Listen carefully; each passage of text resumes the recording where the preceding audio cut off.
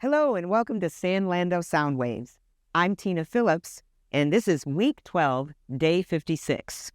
Today our reading is from Exodus 14 from the NIV Bible. Then the Lord said to Moses, "Tell the Israelites to turn back and encamp near Pi Hahiroth between Migdol and the sea. They are to encamp by the sea directly opposite Baal Zephon. Pharaoh will think the Israelites are wandering around the land in confusion, hemmed in by the desert, and I will harden Pharaoh's heart, and he will pursue them. But I will gain glory for myself through Pharaoh and all his army, and the Egyptians will know that I am the Lord." So the Israelites did this. When the king of Egypt was told that the people had fled, Pharaoh and his officials changed their minds about them and said, "What have we done? We have let the Israelites go and have lost their services." So he had his chariots made ready and took his army with him.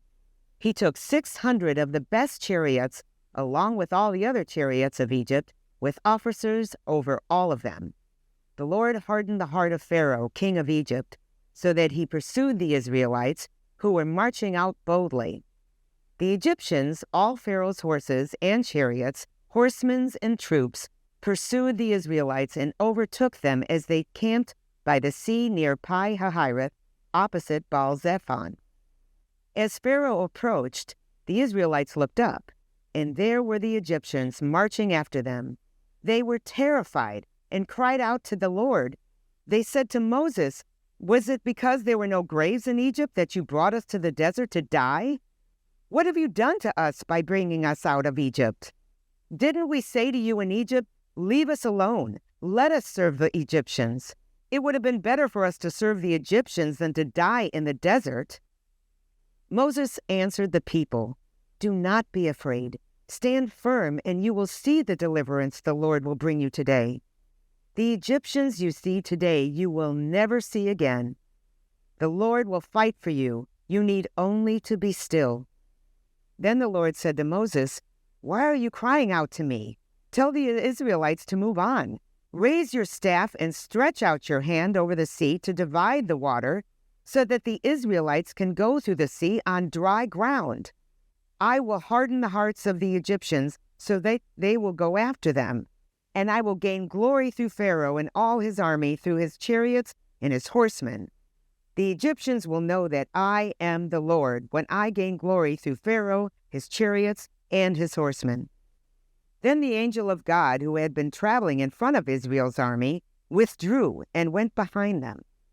The pillar of cloud also moved from in front and stood behind them, coming between the armies of Egypt and Israel. Throughout the night, the cloud brought darkness to the one side and light to the other side, so neither went near the other all night long. Then Moses stretched out his hand over the sea, and all that night the Lord drove the sea back with a strong east wind and turned it into dry land. The waters were divided, and the Israelites went through the sea on dry ground, with a wall of water on their right and on their left. The Egyptians pursued them, and all the Pharaoh's horses and chariots and horsemen followed them into the sea. During the last watch of the night of the Lord looked down from the pillar of fires and cloud at the Egyptian army and threw it into confusion. He made the wheels of their chariots come off so that they had difficulty driving. And the Egyptians said, "Let's get away from the Israelites. The Lord is fighting for them against Egypt." Then the Lord said to Moses, "Stretch out your hand over the sea so that the waters may flow back over the Egyptians and their chariots and horsemen." Moses stretched out his hand over the sea, and at daybreak the sea went back to its place. The Egyptians were fleeing toward it, and the Lord swept them into the sea. The water flowed back and covered the chariots and horsemen, the entire army of Pharaoh that had followed the Israelites into the sea. Not one of them survived. But the Israelites went through the sea on dry ground, with a wall of water on their right and on their left. That day the Lord saved Israel from the hands of the Egyptians, and Israel saw the Egyptians lying dead on the shore. And when the Israelites saw the great power the Lord displayed against the Egyptians, the people feared the Lord and put their trust in him and in Moses, his servant. Now let's consider our 7 arrows, 7 questions. What does this passage say? Think about the questions and think about any repeated words or phrases, names, quotations, etc. What did this passage mean to its original audience? What does this passage tell us about God? What does this passage tell us about man? What does this passage demand of me? How does this passage change the way I relate to people? What does this passage prompt me to pray to God? Now let's take a look at the brief devotional about this passage on page 72 of the book 7 Arrows.